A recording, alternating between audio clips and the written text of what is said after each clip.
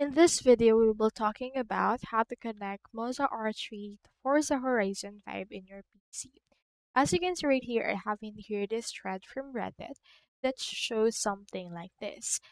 This user needs help for their Moza R3 not working on Forza Horizon 5. They got their Moza R3 but get it to work with FH5. They bought it from the Microsoft Store version so you know it's legit. They can paste the input mappings in the FH5 files. So for this case, this user has some options. So the way they got them to work was enabling then disabling base horizon support in the experimental tab in the BitHouse, then launching the game and it detected the wheel as if it's natively supported.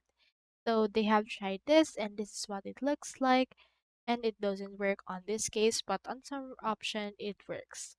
So if this they're using the Xbox version, and for this case you just need to launch a game, disable it, and then make sure to turn on as well the base horizon compatibility, and it will show the wheel buttons.